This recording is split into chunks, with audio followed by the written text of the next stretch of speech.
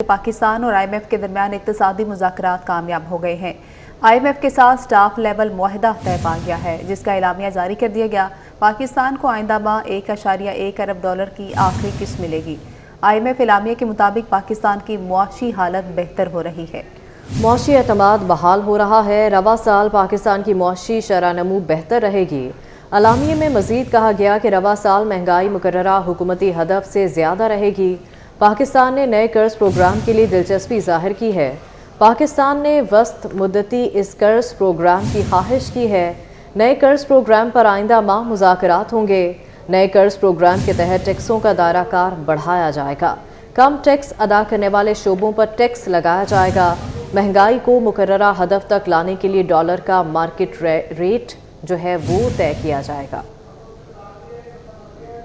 इसी पर बात करेंगे। वकास अजीम हमारे साथ मौजूद हैं। वकास, आगाह कीजिएगा इस एलामिया के हवाले से।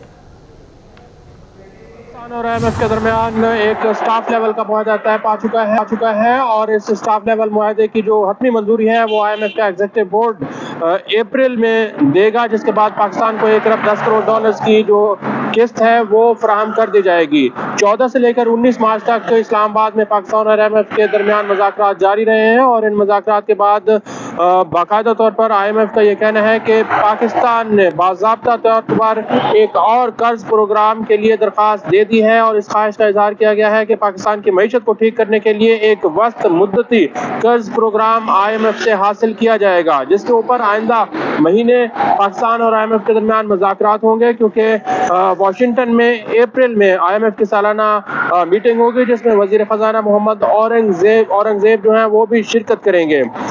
जो नए कर्ज प्रोग्राम की शराइत सामने आ रही हैं उसके मुताबिक पाकिस्तान को अगले बजट के दौरान अपना टैक्सों का दायरा कार बढ़ाना होगा और ऐसे अफराद जो कि टैक्स नेट से बाहर हैं उनको टैक्स नेट के अंदर लाना होगा।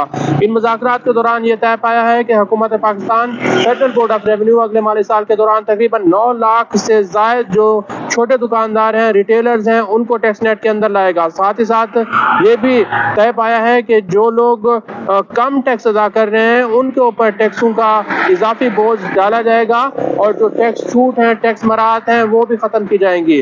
हुकूमत पाकिस्तान ने IMF को यह भी यकीन दहानी कराई है कि बिजली और गैस की जो पैदावारी लागत है वो पूरी वसूल की जाएगी। इसका मतलब यह है कि बिजली और गैस की कीमतों में मजीद इजाफा हो सकता है।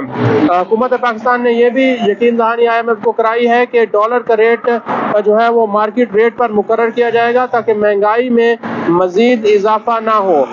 जो नया प्रोग्राम होगा उसके मुताबिक पाकिस्तान को जो सरकारी इदारे खसारे का शिकार हैं और सालाना 500 से 700 अरब रुपए का नुकसान कर रहे हैं, उनमें गवर्नेंस का निज़ाम बेहतर करना होगा।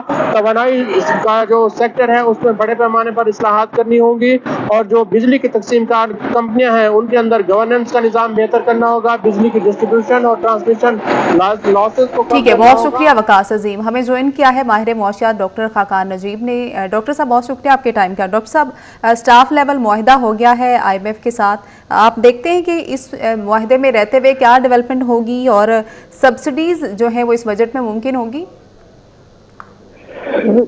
मैंने बहुत अरसे से कहा है कि पाकिस्तान को इस वक्त IMF की जो अम्ब्रेला है वो दरकार है ताकि हम जो अपनी ग्रॉस फाइनेंसिंग नीड्स हैं, जिसको तकरीबन $25 अरब से इजाफा है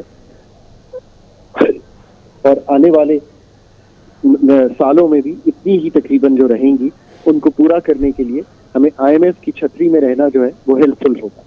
तो ये खुशाइन बात है कि सेकंड और लास्ट रिव्यू कंप्लीट हो गया है और $1 बिलियन जो है उसकी किस्त जो है वो जारी हो जाएगी। याद रखिए कि पाकिस्तान का ये एक 24वां प्रोग्राम होगा जो अब हम इसके बाद मांगने जा रहे होंगे। ये कोई अच्छी चीज नहीं है कि 76 साल हिस्ट्री में हम ICU के डॉक्टर के पास 24वीं बार जा रहे हैं।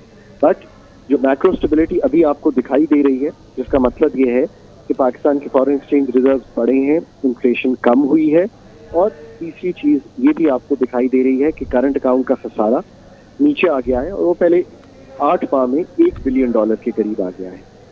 ये सब चीजें, इनकी बड़ी वजह IMF की एडजस्टमेंट्स हैं।